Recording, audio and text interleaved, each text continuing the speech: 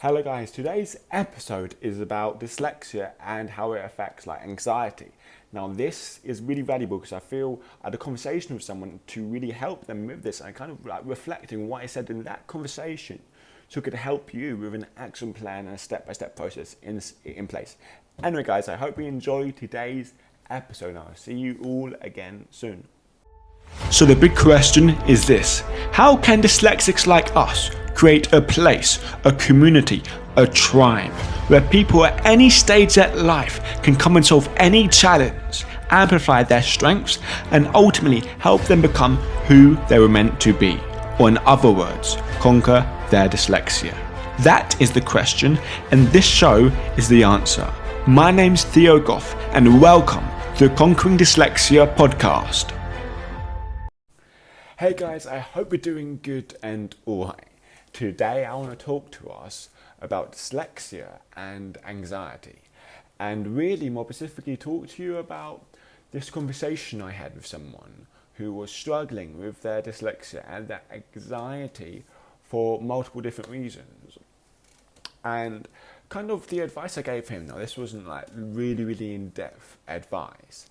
This was really basic advice. I was kind of doing really simple advice, but yet so clear and yet so precise. And also, I feel that this would be really good for example, other people listening saying, okay, I've got these challenges, but what should I do? How do I start overcoming them? And so what I've really learned through talking with this person, and you mean through the past. So basically what I learned is that talking to this person is that so often we can ask for help saying, how do I solve this challenge? How do I solve that challenge? And this person was talking to me on how to solve basically a challenge. He's struggled with writing essays. And I was like, okay, this person, struggling with writing essays. We all do that. We all have that struggle. Everyone's dyslexic has that struggle. It's completely fine. So he started getting in it. Okay, what things have you used? Do you use spell check? Do you use Grammarly? He said, yes. Okay, do you get to speak back to you? He said yes as well, but he says his challenge is getting the actual words down on paper, getting the actual words down on the actual book. So then I came up with another idea. I said, have you ever tried recording yourself speaking about it, taking a video of yourself speaking about it, and then getting that transcribed, or literally listening to it and writing it word for word down? It's like, oh, I've never tried that. And so it was really quick. Okay, so you have the challenge, and you come up with all of these loads of solutions, loads of ideas until what might work. And there's an endless supply of ideas you can use. There's an endless ideas you can try to work your way around a problem, to try and solve a problem, to try and find the answers. Endless supply of them. But what stops us is that we say, oh, I've tried everything. I've done everything I can. I tried all these different bits. And this can stop us, the story we tell ourselves, stop us from taking action or stop us finding out more solutions to the problem. And so this is the first bit of conversation we went to, about really having different strategies to come up with a very, very common problem that people with dyslexia have. And then he came up with this other person. So he came up with the other idea, other message, when is about him, when he was like, oh, when I try and write something down, or when I try and speak, and my mind just goes blank. And he said that before, but it's about, he said he has so much anxiety when he does it. Before he does something, for example, I can attest to this, having this experience.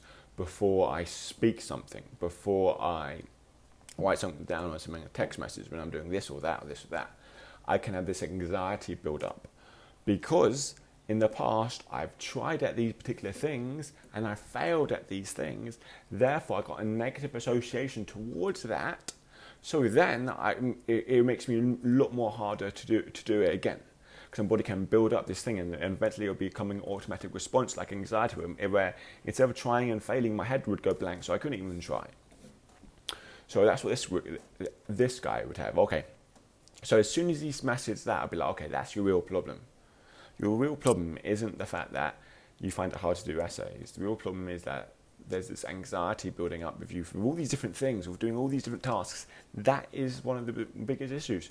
And that's the whole reason why I'm really doing what I'm doing, and had the journey ahead, and basically written my book Conquering Dyslexia, is because to get people to realise that we have these surface level problems like trouble reading, trouble writing, doing essays, but actually what's limiting us and what's holding us back and what's actually negative in our life, it's not the surface level problems, it's the deeper level problems. It's what these like internal beliefs we have about ourselves, the stories we tell ourselves about ourselves, what we believe we can and what we believe we can't do. And those things will actually hold us back so much more, because if you don't believe that we can do something, we won't put in the effort to try and do that thing. If you don't believe you can do this, we won't actually try and succeed in these areas. So, understanding that, okay, so it's these internal beliefs, it's these internal habits of becoming anxious when we do these things, having our mind go blank. It's not our dyslexia. That's a conditioned pattern we've done over time. We have to really realize, okay, this is the problem. Stop focusing on the problem is, oh yeah, I struggle with writing essays or that. The problem is, this is the way I act. I want to change the way I feel. I don't want to be mind fog. I don't want to lose my words. Okay, how can I not do that? Instead of just focusing on the problem, you start focusing on the solution to the problem. And so this is what I said to him. I said, look, this is the real problem. Here's what you have got to do. And it's a simple 3-step thing of, okay, here's what you got to do. And this is like so basically simple that I use to transform my inner world massively, gigantically. So the first thing, you have to figure out what you want. Everyone's always focused on what they don't want. Everyone's always focused on on the test they have to do, on this they have to do, on this they don't, what they don't want, the negative outcome that's going to happen. And because they focus on it so much, they often can feel that way, and if you feel that way, you perform a lot worse. But if you focus on what you want, if you have this vision idea about it, that's exactly what you want. So I did this with confidence. I had no confidence. I would picture myself so confident, doing these things, expressing myself in these ways. And I'd make pictures. I'd actually make pictures on my computer, print them out, stick them on my wall, and have this vision. Okay, this is where I am. This is where I want to be. I'm so focused on where I want to be. So that's step one. Know exactly where you want to be. So exactly where you want to go in detail. Okay. Step number two: find out where you are now in reality. You know what I mean? What's happening now? No, you're not. This isn't a hopeless situation. This isn't a situation that no one can get out of. Because guess what? Other people have had your situation or had a worse situation than you, and yet came out of it and made something of themselves. So that's the truth. That's the fact. Okay? If you realize, hold on, someone's done it before, so I can do this. And really realize, okay, where am I right now? Start writing down, okay, where am I right now? What am I struggling with right now? Or what things I don't like about myself right now? And write those things down. So you know where you want to be. You know exactly where you are. Now, here's the thing that I like to include. The first two steps, like everyone recommends them, and they're so critically important. But the third step, as I recommend, is finding out, why are you like that? What beliefs, what situations, what human associations have you made to put you out there? Because feeling anxious, feeling like this, feeling shy, feeling stupid, all of this is not a result of your dyslexia. All of this is a result of doing things in the past where you'd have basically a negative association. So you do something like, oh, well, they didn't do good, I shouldn't do that again. And it's all because of these past experiences we have and the meaning that we come from them. For example, confidence. Like, oh yeah, I tried to be confident a couple times in the past, or tried to do things, and yeah, it's been received the wrong way. Stories I tell to myself, whatever. That's where I am right now. But here's the thing you have to realize by looking at the past. Realize that all of that's not a valid excuse. Like, for example, it does not have to stop you. It's not a valid excuse for you to be like this your whole life. Just because you had these awful experiences happen to you in the past does not mean that you have to always be like shy, lonely, have anxiety. All these things does not have to be that way. So those are my big 3 steps. This is what I said to him. I remember I was literally a couple hours before I left I was doing a workout before I left my quarantine room to go to where I am now, here in Thailand. And because I didn't have a lot of time messaging him, I was like, okay, do these 3 actions. 1, find out exactly where you want to go.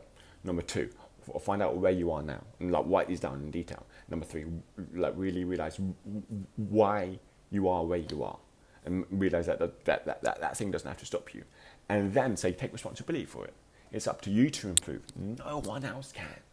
No one else can do it for you. And it's only up to you. You have to realize, ultimately, you got yourself here, and you have to get yourself to wherever you want to go. And you have to do that by taking new actions. And that thing has really, really, really helped me a lot. And then he's like, oh, great, this is really, really great advice. And so taking responsibility is also in a sense, not making any excuses. Because one thing when we take responsibility, excuses is the opposite of responsibility. When you blame someone else for the way things are, that's making excuses. So I said also, take responsibility, that means not making excuses. And then he messages back saying about, what was it? It was about his mind goes blank when he tries to do things. When he tries to do this, his mind goes blank and he has these problems. And he's basically saying it's hard. He's basically saying this is very challenging. Then I literally screenshotted the bit where I said don't make excuses, and I circled it and sent it to him. It's like, roger that, you got it. But here's the point. You have to realize when you're making excuses on yourself.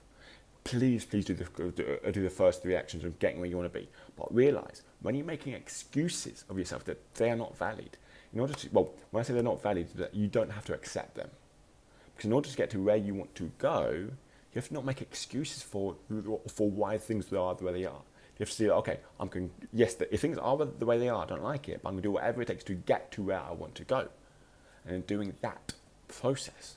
And that process really, really helped me out. And I wanted to give this to you as a little formula to realize, look, okay, it doesn't matter the workaround. There's loads of workarounds, and stop telling yourself like that, oh, I've tried everything. Think of.